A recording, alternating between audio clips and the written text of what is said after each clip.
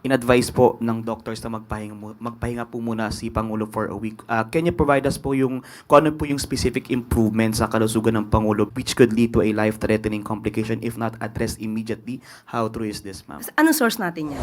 Mayroon po akong source, doktor po ito sa St. Luke's. So, siguro naman po ay credible ito. Although hindi ko siya pwedeng pangalanan. Kami naman po ay nagpo-provide sa inyo kung anong ang kalagayan ng kalusugan ng Pangulo. Mas reliable po kasi pag doktor ang nagsalita, ma'am. Do I look sick? Yan ang kailangan natin bantayan. Mga fake news na ganyan. Ma'am, regarding the issue on the House Justice Panel's plan to invite President Bongbong Marcos as a respondent to the hearings on the impeachment complaint, how does the palace view this? Do you see this as something consistent with the Constitution and the established impeachment precedents? Tingnan po natin, tingnan po na ang trabaho po muna ng House of Representatives kung patungkol po sa sufficiency in form and substance na nasabing mga complaints or rather impeachment complaints at hintayin lamang po natin kung magkakaroon at magbibigay po sila ng impetasyon sa ating Pangulo. So, if ever formally invited and if you see that it actually meets the standards and formally invited, will the President personally respond or participate in any way? Depende po yan sa magiging legal team po ng Pangulo kapag kinakailangan na po. All right, thank you, ma'am. Next question po, Christian Yusores, DZMM. Good morning, Yusek. The President skipped the event earlier this morning here in Malacanang and Executive Secretary Ralph Recto mentioned na in-advise po ng doctors na magpahinga po muna si Pangulo for a week. Can you provide us po yung kung ano po yung specific improvements sa kalusugan ng Pangulo based on the notes of his medical team? Ngayon po, umaten po siya sa oath-taking po ni General Natates Jr. Kaya masasabi po natin na gumaganda, umiigi, umaayos po ang kalusugan ng Pangulo. Matapos po siyang ma-diagnose ng doktor patungkol sa diverticulitis. Wala po ba siyang na-mention kung nakakaramdam po ulit siya ng mga pain or any pananakit sa katawan? Sa akin, personally po, wala po. One last lang, ma'am. May kumalat din po kasi na message yesterday to some reporters saying the president's acute diverticulitis has deteriorated severely due to drug use. Nagkaroon din umano ng cyst and showed clear sign of perforation which could lead to a life-threatening complication if not addressed immediately. How true is this, ma'am? Anong source natin yan? May mga, sa Viber lang po, ma'am, may mga naka-receive po sa iba sa amin from a unknown number. Kung unknown number yan, di unknown din ang source niyan. So kung unknown ang source niyan, so malamang gumagawa ng kwento yan. So huwag natin masyadong paniwalaan ng mga kumakalat sa social media nang walang hindi verified at walang ibang source. Last na lang, ma'am. Can we expect the President po na umattend ng mga activities outside the palace this week or next week? Sa ngayon po, hindi po natin masasabi. At ang sabi nga po ni E.S. Ralph Recto ay pinapa-relax muna ang ating Pangulo. Pero sabi po natin, umattend po siya ng activity ngayon, nakakapagkaroon po siya ng private meetings. So umiigi po ang kalusugan ng Pangulo. Thank you. Reminder lang po, one question and one follow-up. Next po, Tuesday New, DZWB. Hi, ma'am. Follow-up lang po sa health condition ni Pangulong Marcos. Yung kumalat po ay unknown source. Mayroon po akong source, doktor po ito sa St. Luke's. So, siguro naman po ay credible ito. Although hindi ko siya pwedeng pangalanan for the obvious reason. Pero hindi po ba mas makabubuti kung magbigay na lamang po ng medical bulletin ang mga doktor ng presidente para malaman po ng taong bayan yung tunay niyang kalagayan since nag-aalala po ang lahat para sa kanyang kondisyon dahil siya po yung ating ama ng bayan. Kung doktor po yan ng St. Luke, siya po ba ang doktor ng Pangulo? Hindi po tayo maaaring magbigay ng amang opinyon kung hindi naman manggagaling mismo sa doktor ng Pangulo at hindi manggagaling sa Pangulo. Sinabi po ng Pangulo, hindi po life-threatening, nakaramdam po siya ng konting sakit, at yan naman po ay tinutugunan ng kanyang mga doktor. At ngayon po ay nakikita natin sa iba-ibang pang activities, katulad po ng oath-taking, sa harapan po mismo ni General Natates, makikita at naka-attend pa po siya ng EDC. Halos umabot po yata ito ng 2 oras. So, hindi po tayo makakatugon sa mga source na hindi nababanggit kung kanino galing. Yung medical bulletin from the doctors themselves po, hindi ba pwede mas makabubuti kung sila na mismo ang magbigay ng medical bulletin? Sa ating pagkakaalam po, pagka naglabas ng medical bulletin, dapat si serious illness. Kung sinabi ng Pangulo na hindi to life-threatening, so ba't kailanganin po sa ngayon ang medical treatment? Or rather, medical bulletin.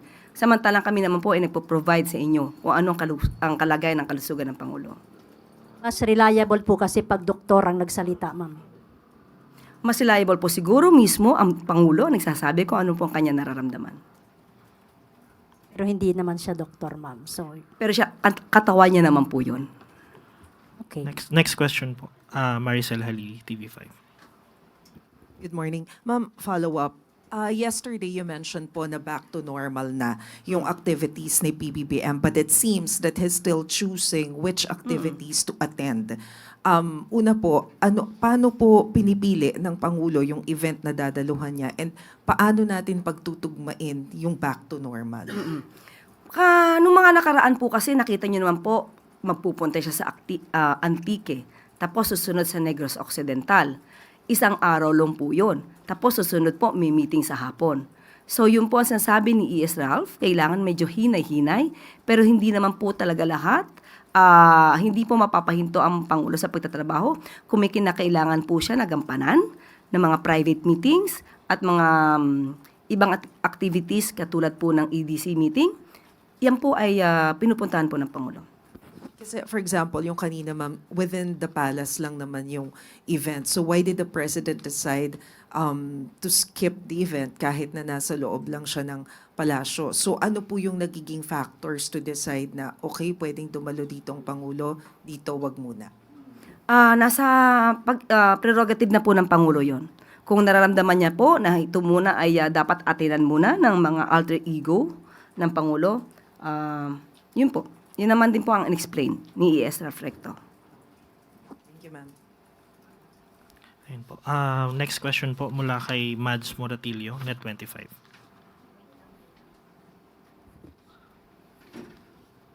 Hi, ma'am. Ma'am, kahapon nagkaroon ng meeting si Davao City Mayor Baste Duterte and Chinese Ambassador to the Philippines, Chin Kwan. Pwede pong mahingi yung reaksyon ng Malacanang given na may issue ngayon yung Chinese Embassy regarding sa issue ng West Philippine Sea na nagkaroon ng meeting yung anak ng former president. Ano pong reaksyon ng Malacanang dito? Thank you. Wala magiging reaksyon ang Pangulo at ang Palasyo kung ano man ang ginagawa ng mayor ng Davao City.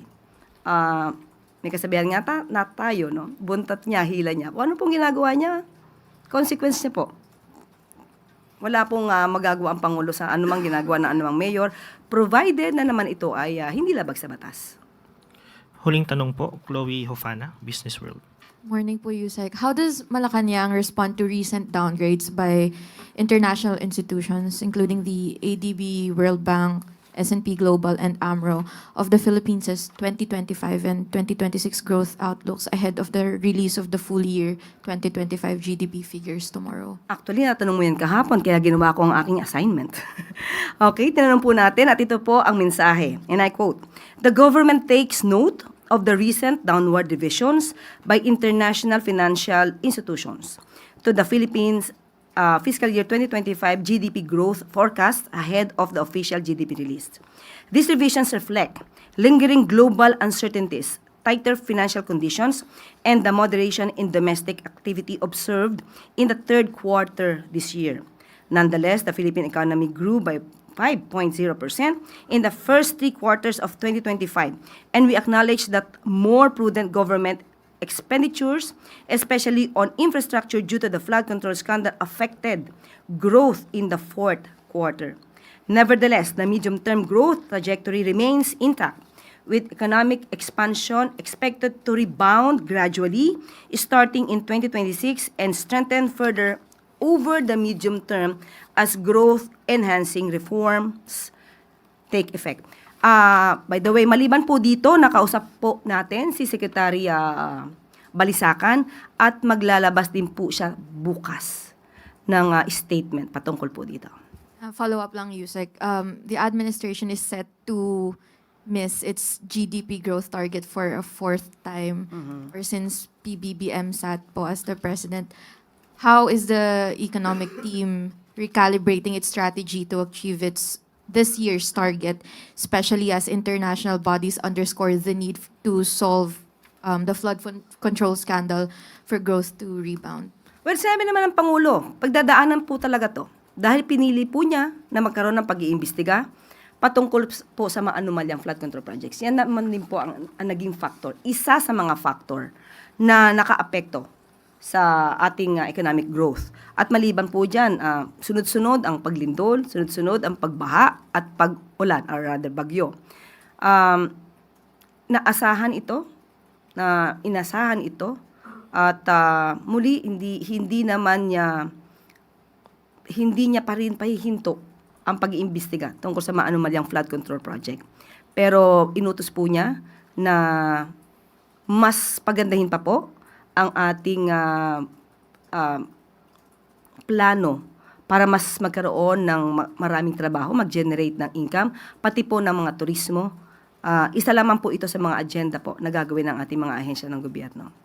Sorry, last na po, Yusek. So nakita na po ni Pangulo ang full year GDP report for tomorrow. For 2025, yan po ang re-report bukas ni Secretary RC. So nakita niya na. Opo. Okay. Thank you, Yusek. May huling tanong po mula kay Sam Medinilla.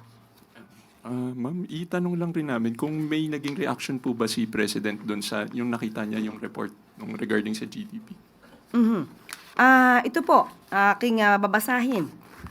Yan din po ang tinanong nyo kahapon. Slowdown in growth last year and lower projected growth this year are the result of lingering geopolitical tensions and the impact of the flood control issue on disbursement and investment. Once the reforms on budgeting and disbursements and project monitoring initiated last year take ground, and with recent investor-friendly reforms and sound macroeconomic fundamentals, we could expect better GDP growth in the coming periods. Pero ang detalye po nito, muli, ipapalabas po bukas po ni Secretary RC Balisacan. Pero yung position po ni Pangulo, was he satisfied with the explanation from the economic team?